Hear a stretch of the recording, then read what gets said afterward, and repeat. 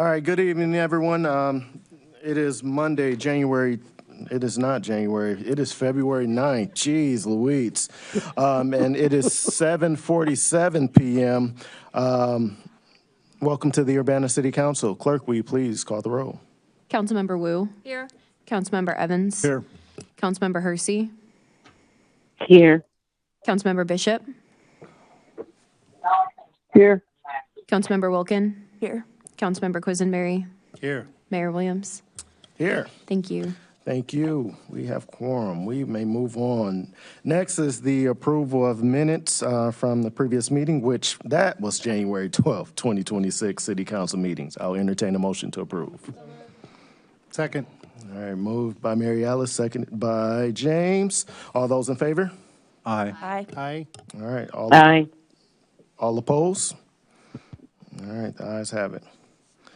All right, is there any additions or changes to the agenda? Seeing and hearing none, the agenda stands as presented. Next, we will now open the floor for public input. Members of the public, you may please, if you would like to speak, please come to the microphone, state your name, city. You have 5 minutes to speak. All right, got all those bright smiles and no one wants to come up, huh? All right, public input is now closed. Oh, we did have an email. Oh, yes, we do have an email. Grace, will you please read? Thank you. Yes, and got the timer, clerk. I think I can do it in 5. Email to City Council reads, Dear members of City Council, thank you for the opportunity to submit public input. I'm writing as a resident, a parent, and a survivor of profound institutional failure. While recent national revelations concerning Jeffrey Epstein and related government knowledge may not appear on the surface to be municipal matters, the culture they expose, a culture that protects abusers, discredits those who reports them, and punishes those who try to protect children, has a very real and very local consequences. I know this because I lived it here. When my young daughter disclosed sexual abuse by her father, I did what parents are told to do. I sought medical care, engaged mandated reporters, and asked for protection. Her pediatrician and local domestic violence agency believed us and documented concerns. Every other system failed. Local law enforcement, family court, and related agencies disbelieved us, minimized the harm, and ultimately punished me for trying to protect my child. When I attempted to relocate to my home country of Canada for safety, I was criminalized. Though that conviction was never reversed, the damage to my daughter, to my livelihood, and to our lives was already done. This is why national accountability locally matters. When powerful offenders are shielded, when institutions prioritize reputation over children, and when accusers are treated as unstable rather than heard as witnesses, those values permeate every level of government. They shape how police respond, they shape how courts decide, they shape who is believed and who is silenced. I'm asking this council to do what is within its power to publicly affirm that child sexual abuse is real, pervasive, and often mishandled by institutions, to call for transparency, accountability, and reform at all levels of government, to ensure that local law enforcement and courts are trauma-informed, evidence-based, and trained to recognize coercive control and child sexual abuse dynamics, to stand with survivors and protective parents rather than pushing them silent has a cost. It is paid by children. Sorry, I think I missed a line. I urge you to use your voices, your platforms, and your authority to demand better from yourselves, from local agencies, and from higher levels of government. Accountability must begin somewhere. It can begin here. Thank you for listening. Respectfully, Sarah Nixon. Thank you, Grace. All right. Seeing no more, hearing any more, we will now move to council input and communications. Grace. Thank you. 2 things. One, just after getting and reading that letter, I definitely do want to acknowledge the prevalence of child abuse and the very serious reality of it not being taken seriously and handled well by many levels of society, and think we can do better in Urbana and have some ideas on some potential additional training that we could have to improve how we handle these situations here locally when they do happen. Second point was just putting out there the word that I appreciate the city sharing that the community services grants are open and encourage people to apply. I meant to pull up all the different areas, kind of buckets of aid for the community and community things that they're adding. I don't have all those in front of me, but a lot of youth services, and then I believe also in our budget, helping people with insecure immigration status and also people relocating after being influenced by violence and having to experience that. So there's a lot of money out there in the community. Encourage organizations to apply for utilizing those funds. I think it's on the city website. I don't know if I'm stealing someone's thunder. If someone planned to share more details about it, please do. But that's what I got for now. Thank you. Thank you.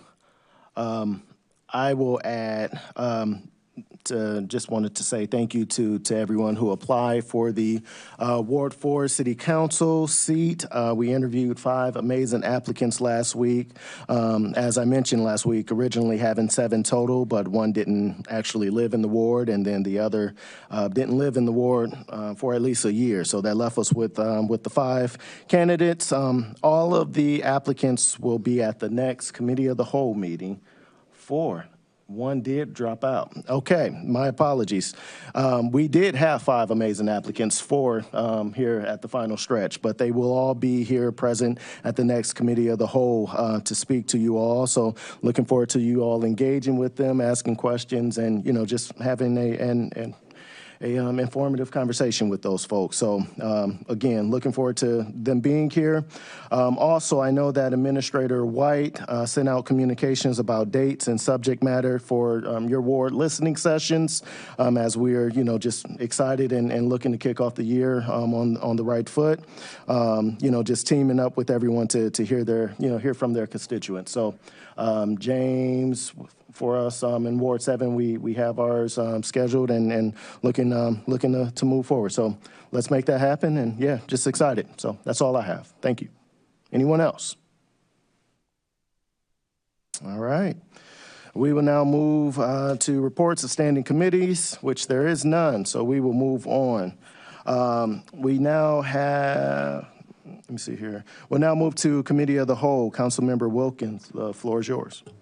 Thank you. On behalf of Committee of the Whole, I present for moving for approval consent agenda resolution number 2026-02-006R, resolution certifying a community housing development organization for the Urbana Home Consortium, Habitat for Humanity, project year 2026. Also, resolution number 2026-02-007R, resolution approving and authorizing the execution of an Urbana Home Consortium Community Housing Development Organization funding agreement, Habitat for Humanity, project year 2026. And lastly, ordinance number 2026-02-003, an ordinance amending the Urbana zoning map, rezone 904 East Main Street from R3 to B3, plan case number 2517-M-25. Second. All right, motion made by Grace, seconded by James. Is there any discussion? I'm sorry, all those in favor, say aye. Roll call, Aye. sorry. It's gotta be roll call, I'm sorry. For adoption of the consent agenda, because it's a final action. Okay, all right, Sorry. my apologies. No, you're fine. All right, clerk, will you please call the roll? Councilmember Wu, Yes. Councilmember Evans, Yes. Councilmember Hersey, Yes. Councilmember Bishop, Councilmember Bishop, Councilmember Wilkin, Yes. Councilmember Quisenberry. Yes. Thank you. All right, thank you, and that passes. All right, floor is yours. Regular agenda. Next on the regular agenda, we have ordinance number 2026-02-004, an ordinance revising the annual budget ordinance, budget amendment number 7, TIF foreclosure. Second. All right, motion made by Grace, seconded by James. All right. At this time, is there any discussion? No discussion. All right, clerk, will you please call the roll? Councilmember Wu, Yes. Councilmember Evans, Yes. Councilmember Hersey, Yes. Councilmember Bishop, Yes. Councilmember Wilkin, Yes. Councilmember Quisenberry, Yes. Mayor Williams. Yes, Thank you. and that passes. Next, regular agenda, ordinance number 2026-02-005, an ordinance revising the annual budget ordinance, budget amendment number 8, fire engine purchase. All right. Motion made by Grace. Second. Seconded by James. All right. Clerk, will you please call the roll? Councilmember Wu, Yes. Councilmember Evans, Yes. Councilmember Hersey, Yes. Councilmember Councilmember Bishop, Yes. Councilmember Wilkin, Yes. Councilmember Quisenberry, Yes. Mayor Williams. Yes. Thank you. All right, thank you. That too passes. All right, we'll now hear reports, special committee, which there aren't any, so we will move on now to reports of officers. We'll be hearing from different departments around the surveillance ordinance. So Administrator White, the floor is yours, sir. Good evening, everyone. So for today, to provide some update on some of the surveillance tools / databases that were requested from council members for additional information. We're going to be doing 3 departments today: Fire Department, Public Works, and then Community Development. I'll be continuing on with Placer AI.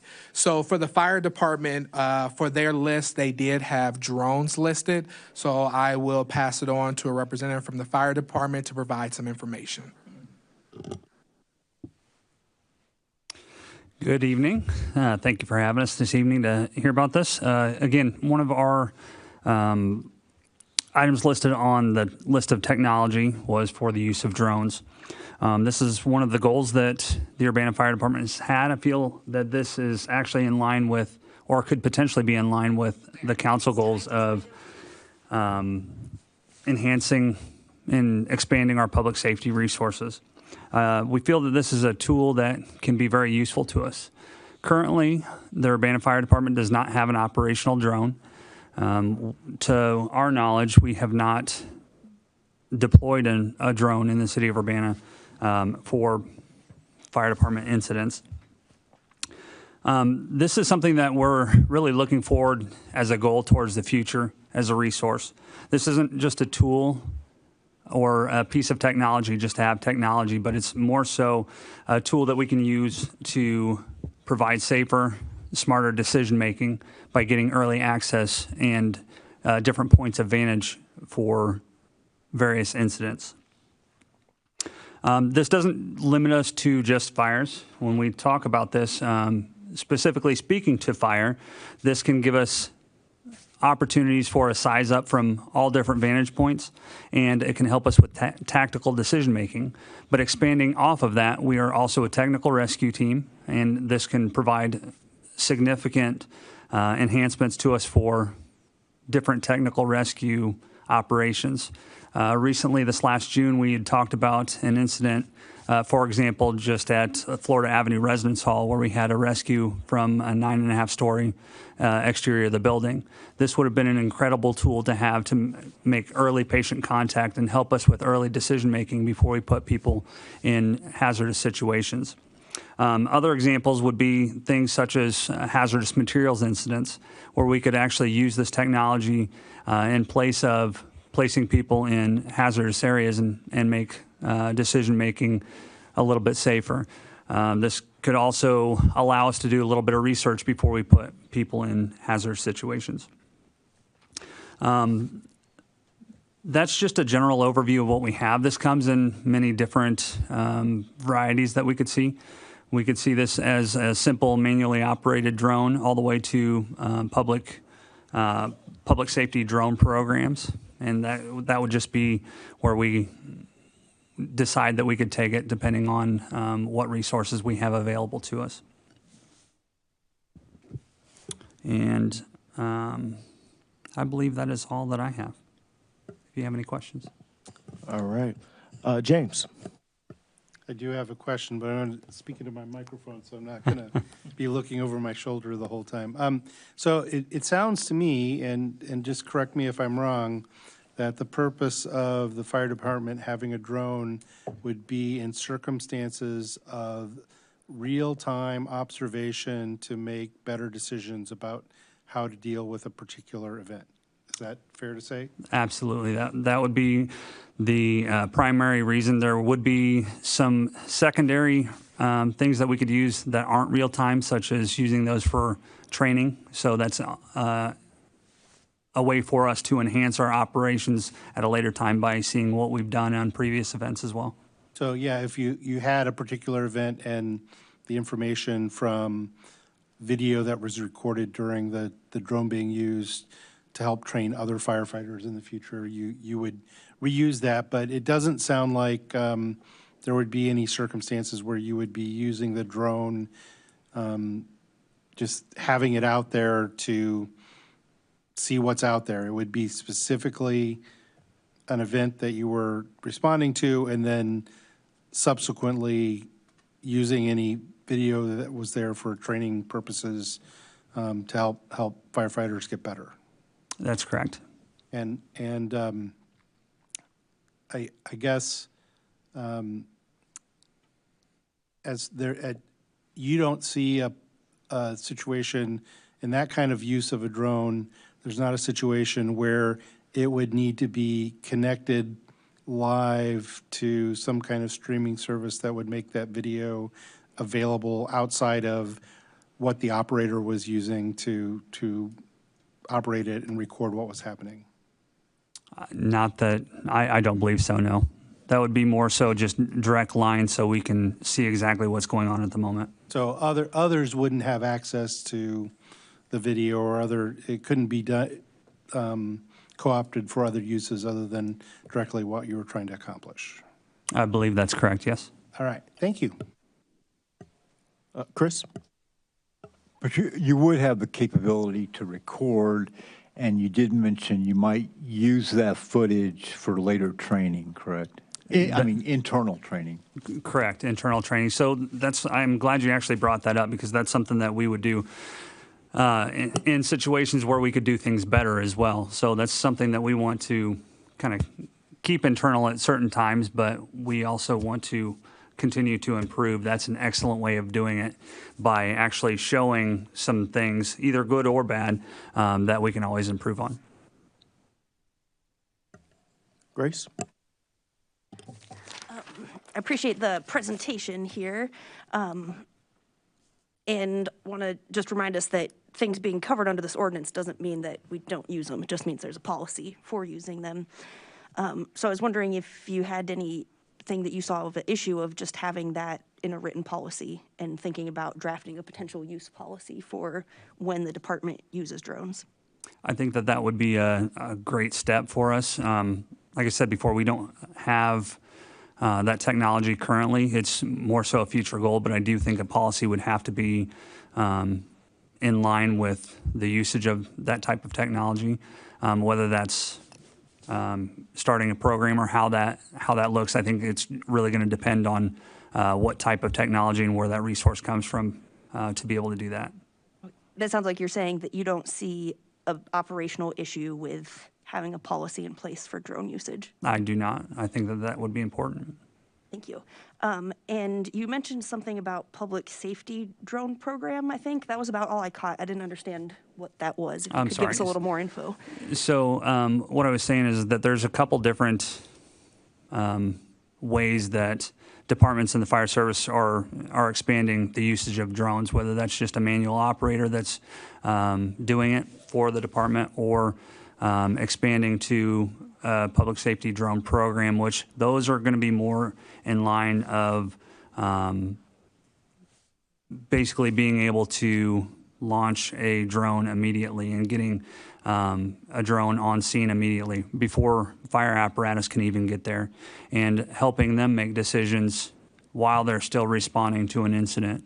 Those are more extensive programs. So there's a wide variety, and this is still a program that's growing within the fire service itself, the usage of drones altogether. So I can provide more information on that, but that's just a general overview of what I meant by that. Thank you. Chris? Last question. Do you know if any neighboring departments have drones yet? I do not know of any neighboring departments currently, at least fire departments. That's what we were starting to research. Well, I do know and have contact with some departments from other states, but we haven't really expanded close to here. All right. Thank you. Ladies in the sky, is there anyone that may have question? This is Sharice. Hey, Sharice. I suppose the one question that I would have regarding, well, maybe not question, but comment, I suppose, that I would have regarding public safety is that are you Chief Doggett, are you saying that, for example, a drone being used, let's say that there's a fire on the 5th floor someplace, and you don't know exactly what it's going to spread to. Would that be an example of being able to use a drone for a public safety purpose? That would be a very Or good, how many people might be in the area? that would be a very good example of how to use that. High areas where it's difficult to see. Another example that I could provide as well is Campus Circle Apartments, which is right against the tracks where we can't get apparatus in between the building and the tracks. That's another situation where we could actually get an angle or a vantage point using a drone to see exactly what's going on. And we're getting that there quicker than we can get our personnel there. So we can, again, make quick decisions based off of what we see and deploy people to the right spot the first time. Okay, and rather than trying to guess and you know, figure it out after while you're there on the site, you at least get a first look, as I imagine. Yes, that's correct. That would be helpful. Okay. But right now we don't have we don't have any drones at all. Is what you're saying too. That's correct. We do not have any right now. So but it is a goal that you hope to have sometime soon, I imagine. Yeah, this would be one of our future goals to look into to see what would be best for us and how we can most efficiently implement it. Okay. All right. Thank you. Chandra, did you have anything?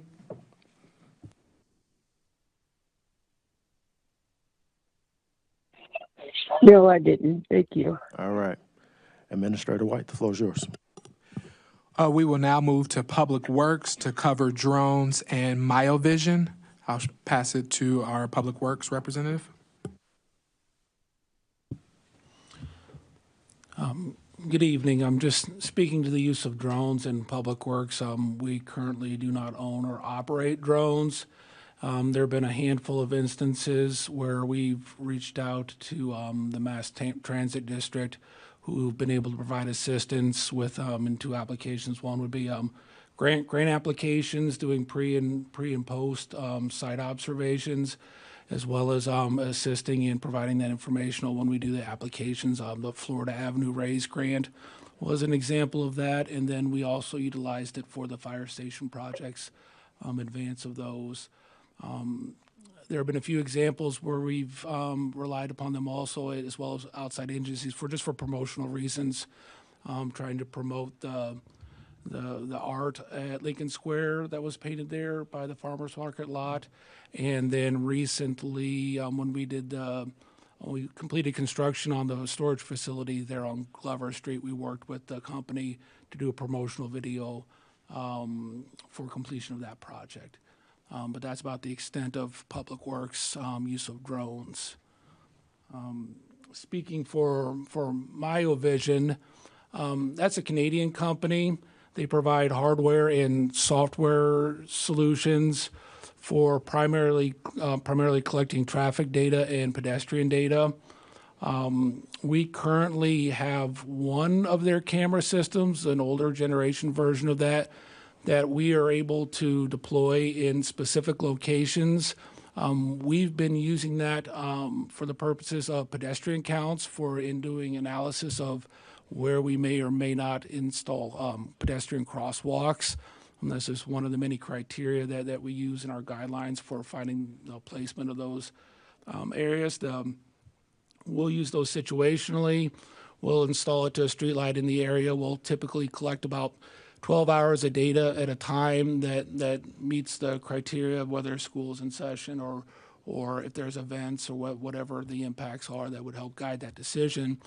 Then we take that data from a server, we'll upload it from ours to their cloud network, and then they'll run the analytics on that for us and provide back, usually in an Excel form, the pedestrian counts and the information that we're asking for. The equipment and the software does have additional sophistication. We haven't currently used, but we could in the future. It can identify pedestrians, it can identify cyclists, it can also distinguish between vehicle class, that's the small automobiles or larger vehicles. So it can be employed to determine traffic patterns, traffic signal timing, pedestrian crossings. So at request, if we were to upgrade that technology that we have and request that service, MyoVision would be able to provide us that analysis and return that back to us so we can make judgment decisions on intersection timings and pedestrian crosswalks and where we want to evaluate that sort of data. I'll take any questions. I think James and then Chris. Thank you. Again, I'm going to Yeah, that's speak in fine. the microphone. So when you talk about identifying pedestrians and cyclists, can you clarify, can it identify a pedestrian as in that's James Quisenberry walking across the street, or that thing moving across the street is a pedestrian? No, they obscure any data or the facial recognition, license plate. They purposely try to avoid collecting that data as part of their industry practice. Do we know if they say they obscure it, but that doesn't necessarily mean they don't have it? Do they offer other details that aren't maybe personal identification? Do they offer like demographic information or other details about, in aggregate, who the pedestrians are, who the cyclists are that are crossing its view? I understand that there's AI technology that has that capability, but I don't believe that's part of their core function. No, getting that demographic or that identity, looking at their kind of information that they have on their website and their company base, they do try to obscure that so that it's not included in part of their analysis. I guess, I mean, this would be a circumstance where I would want a pretty strict review of the contract and how things are held. So this would be something that I think we'd want to look at closer. Yeah, I can definitely find the user agreements and the contract language and provide that to everybody. You're welcome. Chris. Yeah, James asked my question, but I was just curious, and this might be above your pay grade, Vince. I know it's above mine. But what are we counting? Are we counting cell phone apps again? Or No, this is like a just like think of a camera. Historically, we would place a camera at a location, and I can remember back in the days, the engineers would take the VHS tapes from the camera, and they would sit in the conference room with a piece of paper and a clicker, and would click and count the number of times a pedestrian or how many people would come, the volume, the time of day. What this does is the technology removes that work component of it, and it can identify an individual crossing the street, and it does that counting and tallies that information. It can distinguish between bicycles, in different types of cars and cars versus trucks. So it's just a more sophisticated technology. So it's like a camera, but it's stationary at a particular place, Correct. and it's somehow reading without identifying what's going by it, right? Their software can take the film footage. Oh, it's film. Yeah, yeah. So we take an actual recording of a specific location when we identify the area that we need to do the analysis on. It'll take video of that location. We send that video to the company, and they use their software to analyze that. So instead of having a human actually do the observations and counting, the technology can determine if that's a person crossing, how many people, how many times a day, and it just takes that kind of actual human element out of performing that physical count. So it's an automated review of video footage, More or less, yes. more or less. Okay, thank you. Yeah. Grace? Thank you. Thanks for the information here. What about, we have on this thing street lights with GPS data from cell phones, vehicles, and other sources of traffic movements. Can you explain that? I'm not familiar with that exactly, no. Okay. Hansen Consultant? Oh, so there are so consulting companies, engineering firms are able to reach out and get open data and information on things like Google, and when anybody who drives a phone and has location services on, as you're moving through, there are firms and engineers that have traffic data from that. The source of that data is through an app that's tracking your location through just your typical phone or your car data. That's not something we collect or provide, but it is available for consultants to use. Does that have anything to do with streetlights? Like, it's not on our light bulbs? Because that's something that's come across that blows my mind, that they're talking about, facial recognition enabled light bulbs. That's not what we're talking about. No, Okay. none of that's incorporated in our street light technology, no. Okay. Thank you. And then also I'm just looking at this Okay. list that we were given under Public Works section is Sure. what I'm going off of. If I'm saying things that are wild, I'm getting them from here. No, you're fine. There's also listed City of Urbana asset tracking technology. The description is just GPS tracking, vehicles, phones, tablets, et cetera. Oh, that's we've deployed iPads in the field for our employees as part of our work order tracking and asset management program. So all of our, whether it's a tree, it's a manhole, or a storm inlet, they're location by GIS based. And then when we receive requests, those are the requests are tied to a specific address. And the only reason we included that was just for clear transparency, that on those devices, they do have location finders on that. A good example of that is if there's a storm situation where we get 20 to 30 limbs down and we put that into our system, the technology that our new system has is we can put those requests in. The front office or the supervisor can prioritize those, assign those out to a crew, and then it integrates with Google Maps so that you can essentially select it, take from one task to the next, and it'll just automatically show you the quickest route from one task to the next task. So, and then if we were ever to lose one or misplace one, we'd be able to find it with that. Okay, thank you. But it's only for city assets used by city employees, right? That's correct. Yeah. So I think, Yes. as written, probably wouldn't be covered with the ordinance as proposed on the table at the moment. And then final question is, do you have any operational issues or challenges from Public Works for having a policy in place for potentially drones or other traffic data and use? No, absolutely not. Thank you. Mary Alice? Yeah, Vince, thanks for the information. I just want to expand a little bit on what James was talking about. So it sounds to me like there is a camera that is used to gather data on the streets for a very short period of time. Is that correct?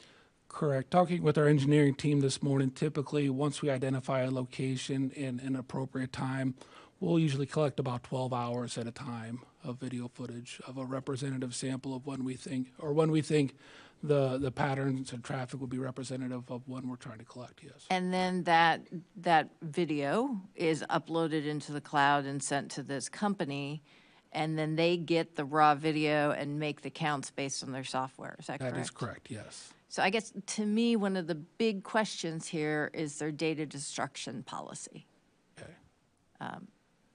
Because at the end of the day, I think once they do the counts, they probably hold the actual video for a certain length of time. But then I'm assuming, and I want to know, like, what is their amount of time that they hold it? Is it 30 days? Is it 90? And then how do they destroy the data? I can definitely find that out. Okay, thank you. All right. Is there any other? James, sorry. Sharice, Chandra, did either of you have anything? I don't. No. All right, James. So I just want to clarify one thing, because I want to make sure that the camera that's used in that tool is our camera. We record the footage and we just submit that digitally to the company? We own one of their cameras. It's supplied by MioVision, so It is their camera. So yeah, we bought one of their products that works with their system, but that is in our possession that we can deploy when necessary. And do you know if their camera is the delivery of the video to the vendor automatic, or do we have to take a step to say we want to send this to you for review? We have to upload it to their cloud server. Okay, so we It's a operate the manual device, process. Yes, save it, and then send it to them. that is correct. Okay, thank you. Yeah. All right, Administrator White. Okay, the last item for this evening would be Placer AI. So I took the questions that were given to me from that presentation and touched base with our Placer rep to receive some responses for those questions. As I go through them, once I'm completed, if you have any additional questions that you would like for me to take back to our Placer rep, I'll be happy to do so. Question number 1. Is GPS location tracking identified by the device itself or by cellular tower data? Answer, Placer AI observes the actual devices. Location data is derived from device-level signals rather than from cellular tower. Question 2, who are Placer AI's data partners that provide identifier scrubbing? Answer, the data is sourced from mobile applications that require an affirmative opt-in from users, including disclosure of how data is shared with third parties. All partners comply with regulations such as General Data Protection Regulation and California Consumer Privacy Act. Placer AI does not disclose the names of its individual data partners. Question 3, what type of apps are users opting into that Placer AI relies on for data collection? Answer, specific app types are not disclosed. Question 4, are any of those apps medical or health related? Answer, no. As it pertains to sensitive locations, including military facilities, schools that are pre-K through 12th grade, places of worship, rehabilitation centers, and women's health facilities, no data is ever collected. Question 5, where does Placer AI raw data reside prior to the secure scrubbing process, and who owns it at that stage? Device data is stripped of personal identifiers such as mobile advertising IDs by Placer AI's data partners before it is shared with Placer AI. They do not identify their data partners. After Placer AI receives the data, it groups the information around specific places such as a business, a neighborhood, or a park. This is done using k-anonymity of the 50, which means that the data is only looked at when it comes from at least 50 different devices. So no singular person can be identified and individual privacy is protected. Placer AI then uses its own proprietary technology to study this grouped data and make general predictions. Question 6, how is the demographic data collected for consumer and business audience profiles? Answer, the data collection method is utilizing the primary sources. 1, first-party mobile data used to analyze visitation patterns, trade areas, and audience behaviors. Number 2, trusted third-party data sets. Multiple sources are used to provide comprehensive demographic insights. These key data sources are 1, U.S. Census data, utilizing population, household, and demographic statistics. Number 2, STI PopStats, using demographic data compiled from public sources. And then lastly, they utilize their commercial data partners. Number 1, Experian Mosaic, consumer lifestyle segmentation for detailed audience profiling. Number 2, Spatial AI Personnel Live, which combines social media activities and store visitation data to create household segments. And lastly, STI Market Outlook, which utilizes the spending patterns and market trends. For geographic level, data is analyzed at the census block group level and aggregated for market insights. At this time, I'll be happy to take any additional questions that you would like me to go back to our Placer AI rep with. James? Yeah, I think in your second answer, there was a reference to what I would call GDPR. Yes, sir. Which, just for everybody's knowledge, is the standard that the European nations use to protect people's data. It's much better than anything we have in the United States because we don't typically protect people's data in the U.S., but it's, if you're in the world of managing privacy, you're very familiar with it. And it's a standard that we have to work towards, and if you're working in technology and you're trying to be serious about people's privacy, it's a standard that we utilize. Thank you, James. Mary Ellis? Yeah, I just want to be clear because I didn't catch that you were talking about GDPR. So one of the things in GDPR is that you have the right to be forgotten, right? So if you're in an EU country or an EEAU country, somebody can actually, and this is geographically bound, somebody can contact that company and say, erase all my data from time A to time B because I'm in this location. Does Placer AI allow that if for U.S., for people who are here in the U.S., or is it only to cover GDPR people? That's what I missed. Oh, James has got an answer for me. Yeah, James may be the source of this answer, but outside of what he provides, I'm happy to take that back to Placer to get more information.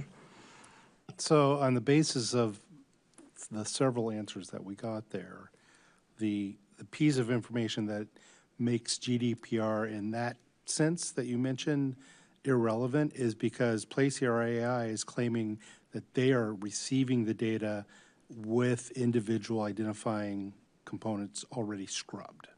Oh, I see. And so you could say, Placer AI, remove my data, and they'd say, okay, which data is yours? We don't know. Yeah. That's what they're claiming. They receive the data already scrubbed from one of these three partners, Experian, Spatial, and STI. Experian, everybody should recognize if you've had to deal with a credit reporting agency because it's one of those groups. I had a follow-up question. So did I hear you correctly that they will not release what apps they're getting data from? Correct. But it is specifically an opt-in? Yes, so it says that their mobile applications require an affirmative opt-in from users, including disclosure of how data is shared with third parties. So that's terms of service, which I would say 1% of the population actually reads. All right, Grace.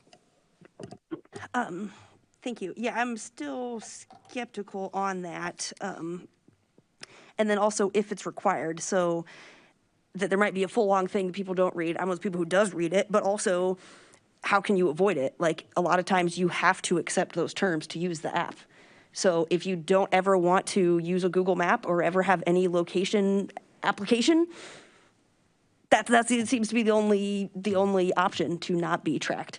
So I'm still not really on board with it being an actual opt-in type of thing, because I've never seen it where you could voluntarily opt out and still continue to use a thing after you say, no, I don't want you to share my information. So I'd like to see that kind of prove it, and how is it able for a person to possibly avoid being tracked besides just not having any apps. And then also, if that is the case, one of the questions that I believe was asked but not answered in this round, which I don't know if it's really for Placer AI or what their answer may be versus if you ask someone else, but of how accurate this is. So if people can readily opt out, and people do, then how accurate is it? Kind of like that example at the farmer's market. If there was 1,000 people there, some people don't have smartphones, some people opt out of the app successfully.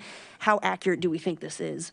I don't have the printout that you gave us last time at Placer AI. I left it right on my table at home. But I recall the example you gave us for McDonald's. It said some of the highest places where people went before and after McDonald's was McDonald's. So like, I don't know if that is the thing, but like it said in the top 5 places where people went before and after McDonald's on Philo was the McDonald's on Cunningham.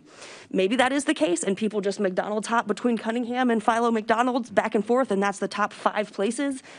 But it doesn't seem realistic to me. So I question how accurate this is based on the percentage of people that it captures in its data in the first place, and how accurate it is if someone's just driving down Philo or they drive past the McDonald's. Is it just picking everyone up?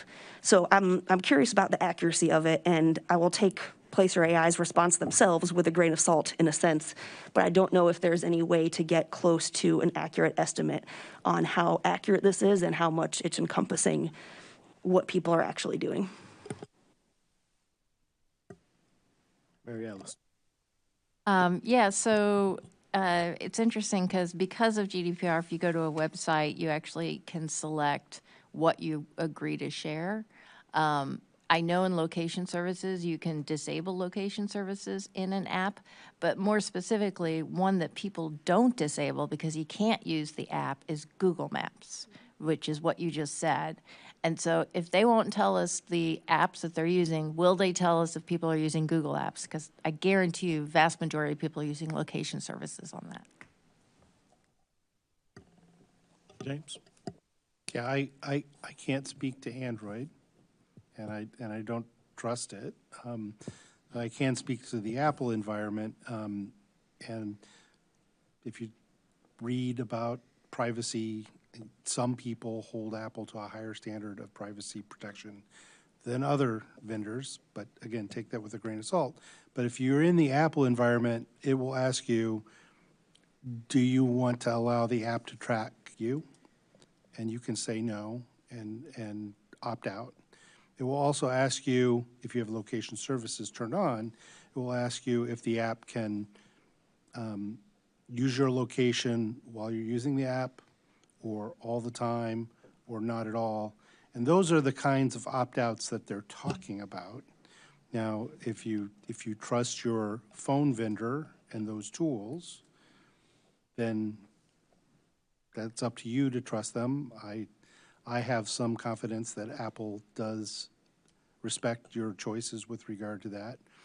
I don't know that Google and Android have the same kind of details, and they also have an app environment where you're not really sure how the Android apps conform to those requirements the same degree that Apple does. But there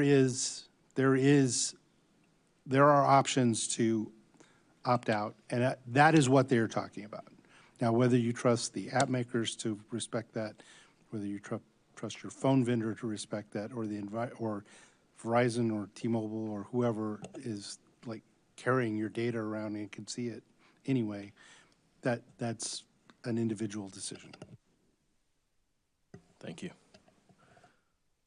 Sharice, Chandra, anything? No, I don't.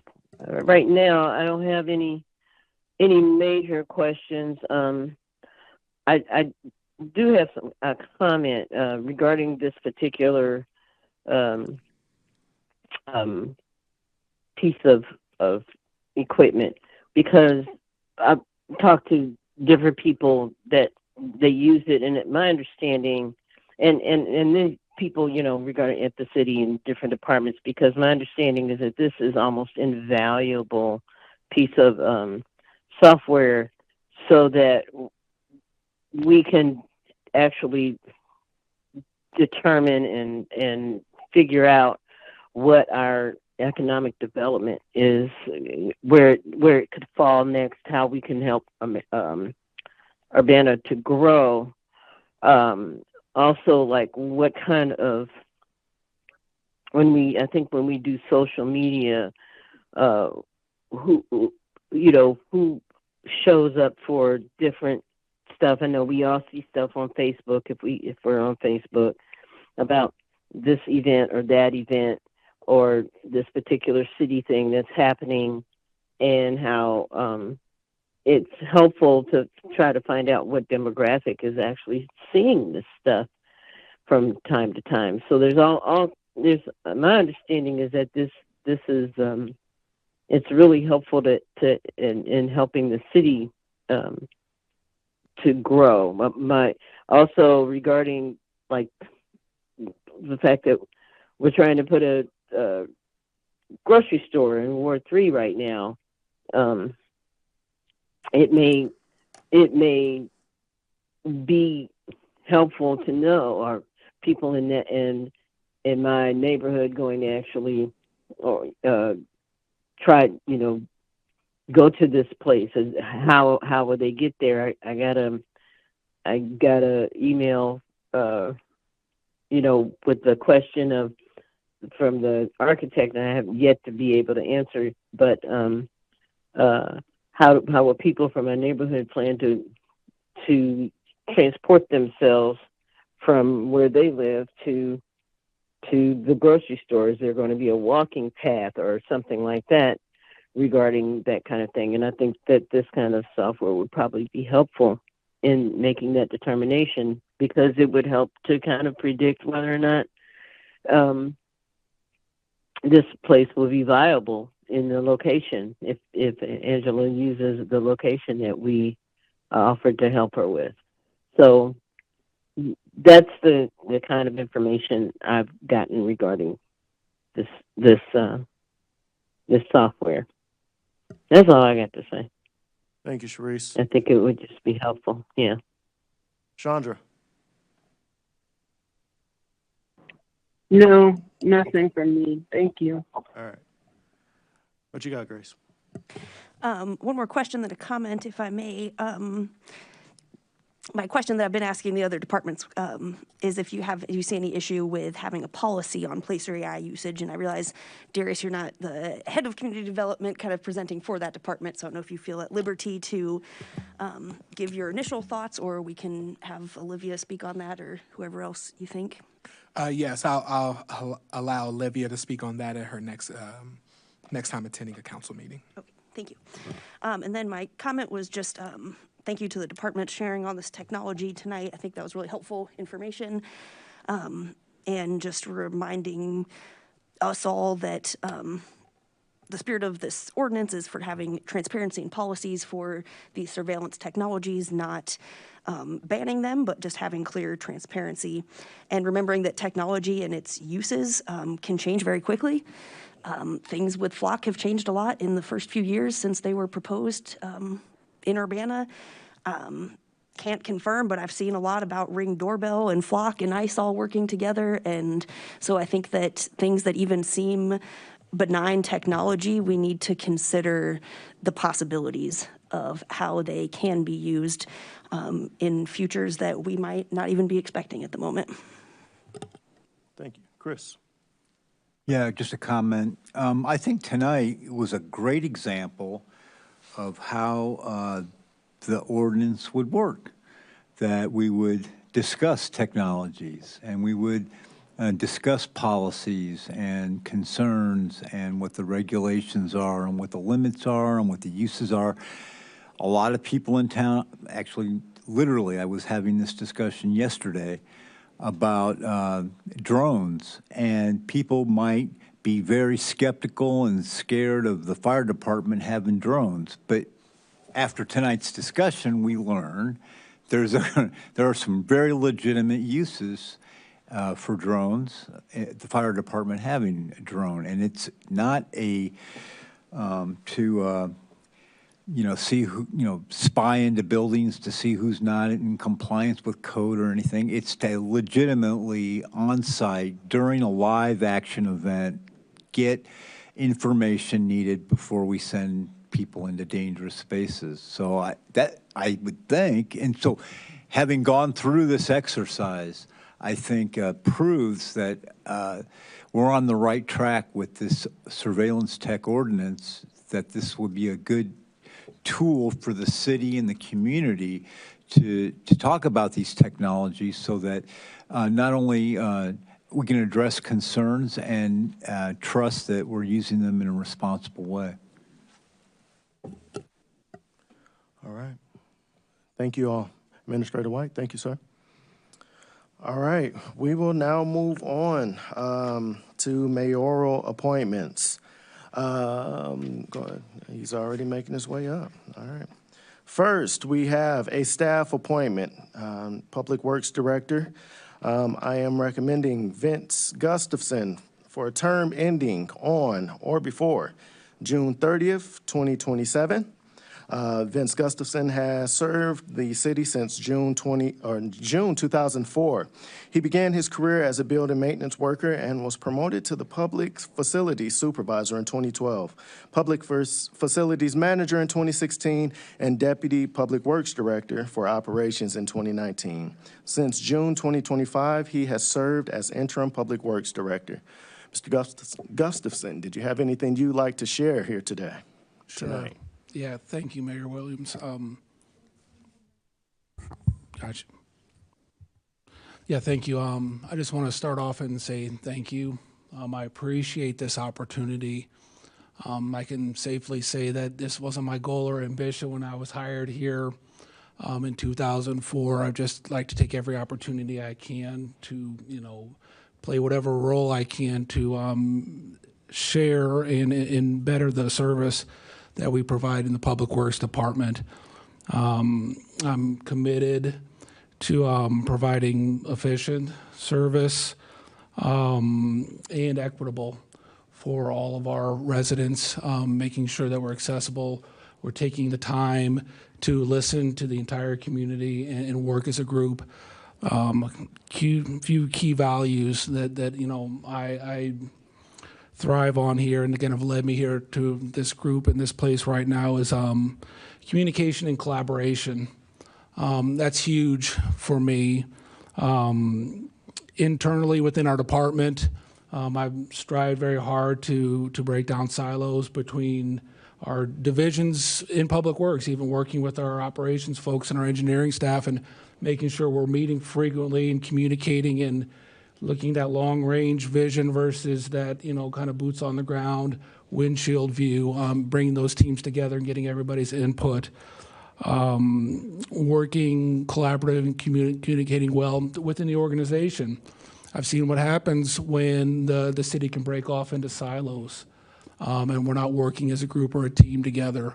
I feel very strong and confident in the relationships that I've built with my friends here in the fire department and the police department and community development and executive and HR finance. I feel we're on a good footing with the new administration, Administrator White and the mayor coming in. We've had great communications on the path we're moving forward, and I'm committed to working with this team and moving forward and continue to collaborations with you as a council in the goals, and whether that's the comprehensive plan discussions like we have tonight. I think that I've seen great improvements in that collaboration and that communication between all of us. I'm glad to help out there, as well as communication and collaboration with the larger community. We have partners with the city of Champaign and Savoy and Champaign County, all of our local agencies that we collaborate with, whether that's Regional Planning Commission and CUWATS and our sanitary sewer technical committees, that's the sanitary district, the water company. We all need to be working together, communicating well, and understanding how we need to work together as a community to get the best and most positive outcomes. I think one of the key things for me, my takeaway, is just this culture and positive, productive workplace environment so that we can bring the best employees and keep the best employees. I feel really good about the team we have right now, but I want to keep working in that direction. A place where everybody's work is valued and understood, and they can be honest and open, and we can talk amongst each other. And it's a place where this is you come to work a career, not just a job. I've prided myself in the past 5 or 6 years working collaboratively with our union, AFSCME, and those employees on building a positive working relationship with that group, helping develop career ladders and opportunities with those working staffs. That's level 2s for our electricians and arbor technicians and equipment operators, making sure that they have advancement opportunities within our organization here, creating crew leader positions within AFSCME so that our employees get the opportunity to gain experience, so that when positions become available, there's opportunities for advancement right here. We want to keep people here. We want to keep that institutional knowledge here, the folks who really want to contribute and understand that. Take a lot of pride in what I've done with working that, and I look forward to expanding that through the rest of the department and the rest of the city, and being a partner with the team. I had a conversation, I know, in Mayor Williams, one of the first times that he came out to Public Works to talk about his goals and values. He spoke about, bringing excitement back to Urbana, and said we need to make Urbana cool again. And that rung true with my my working group, and I was talking to them, and I was talking to Dave, who's one of our equipment operators. He's been at the city longer than I have, and he's the AFSCME president. And he said, that's great. He heard it. He loved it. But he said, first, we need to make it cool to work for Urbana again. And that stuck with me, really, really close to my heart, having spent, 22, going on 23 years here. We need to focus on that first and understand that without the people in place to do the work and support the efforts, then they're just ideas and discussions. So right out of the gate, that's my initial priority, is just to work with everybody, continue to work for positive outcomes for our employees and for the community. So I do appreciate this offer. Awesome. Vince, I do want to say, I appreciate you, again, stepping up.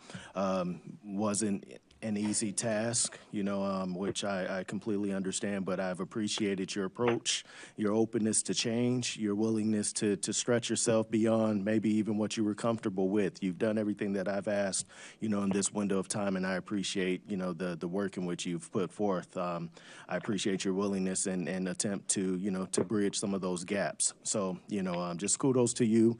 I want you to understand and step into your purpose and knowing that you deserve this opportunity. So congratulations again, just even getting to this space. So I want to say thank you. And at this time, I will entertain a motion.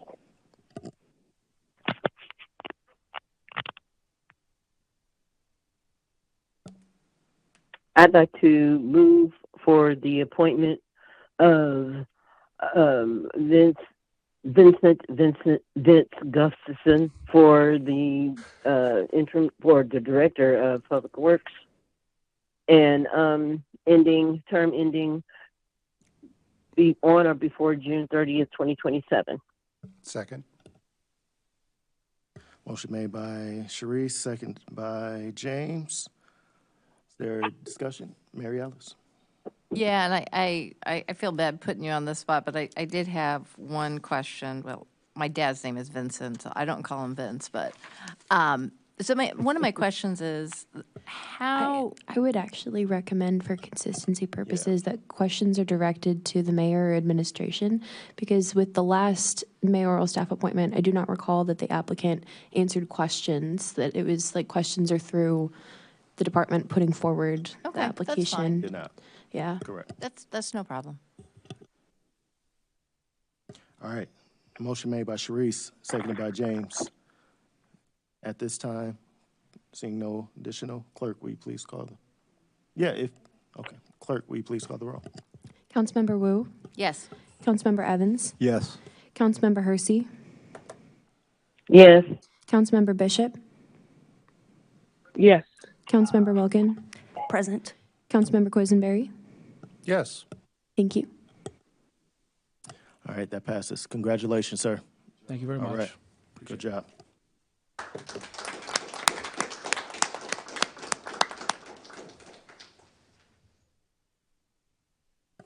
I found mine.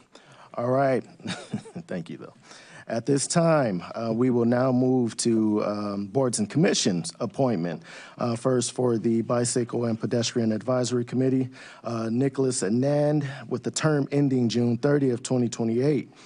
Nicholas says, I would love to have the opportunity to serve as a member of BPAC and use this role to help improve safety for the most vulnerable road users and ensure that the voices of all residents are heard. In addition to advocacy work, my technical skills allow me to approach these problems from a unique perspective, use a data-driven approach to evaluate proposals and view the movement of people as a series of interconnected systems. I am committed to making Urbana a better and more accessible place for everyone.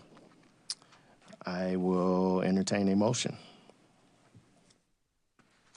Well, I would be happy to make a motion for a young person to come join some of our commissions. I will move approval for Nicholas Anand to the Bicycle and Pedestrian Advisory Commission, term ending on June 30th, 2028.